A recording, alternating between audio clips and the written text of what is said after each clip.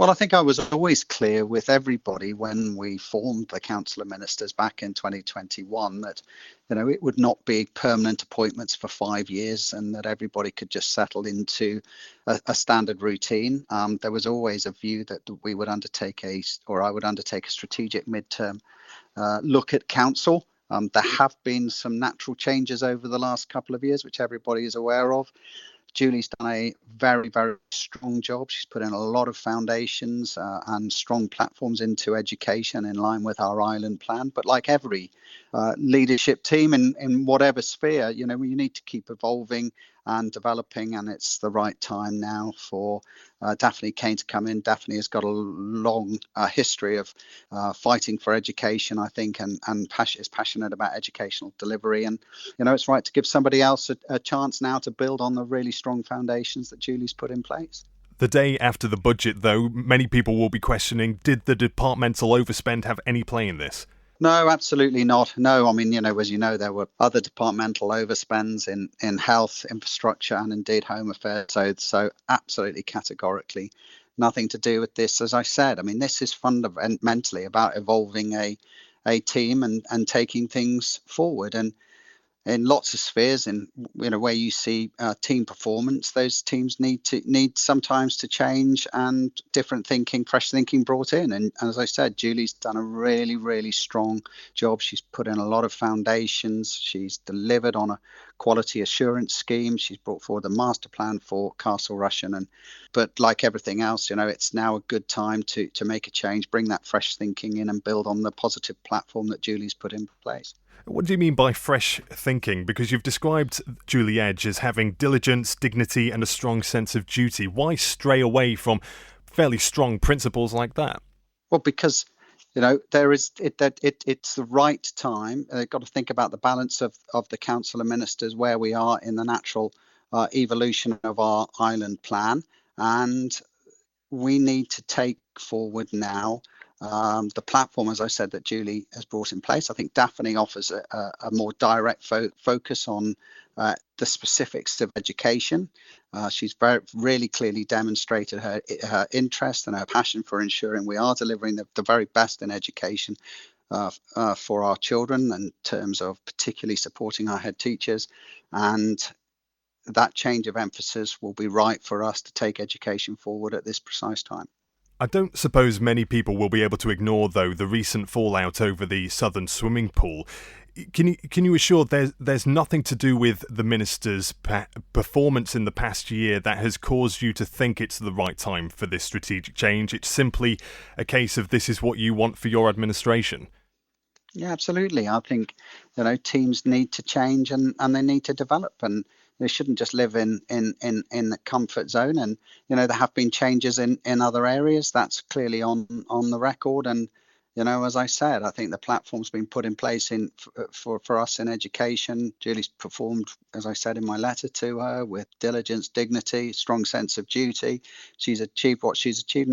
And there comes a point where you think, actually, we could move this forward now and take it, refine it and build on some of the other, or focus on some of the other areas that will be important to us in line with our island plan. And how was that letter received by the now former minister? Was Miss Edge okay with this move? One might imagine she was quite, well established in this role. I think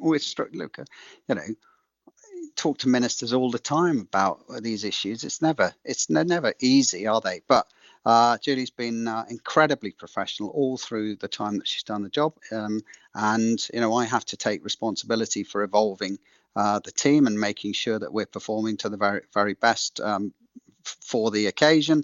And I think that, I've done what I said I was going to do. I was going to look at the team at the midterm point. I continue to do that. I don't think we should settle for comfort zones. We've got clear challenges ahead of us.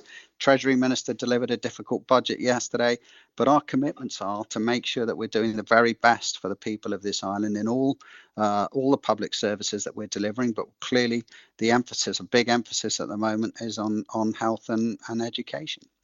You certainly haven't shied away from making these kind of changes. Are there any other ministers that are currently in place that should be perhaps feeling a little bit uncomfortable?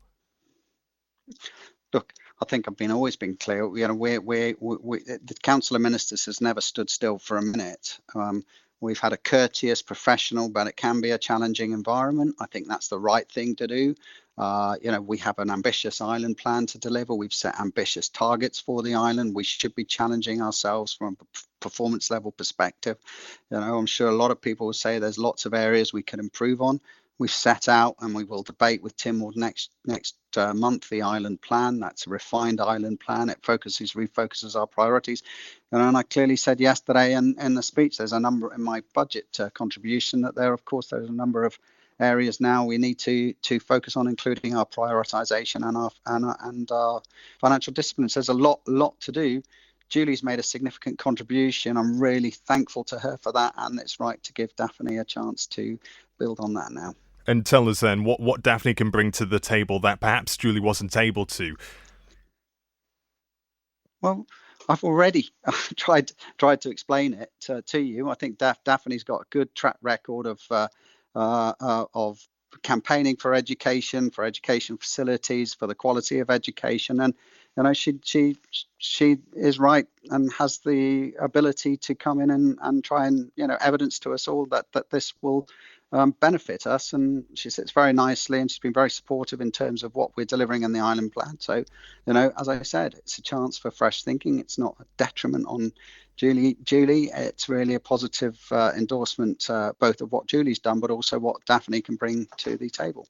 So was Daphne the clear candidate in this scenario? Anyone else in mind, and will she hit the ground running? Well, I'm always considering, who's potential ministerial candidates, and I'm absolutely confident Daphne will hit the ground running. Yeah. Thank you for making it to the end of the Little Manx Radio Newscast. You are obviously someone with exquisite taste. May I politely suggest you might want to subscribe to this and a wide range of Manx Radio podcasts at your favourite podcast provider, so our best bits will magically appear on your smartphone. Thank you.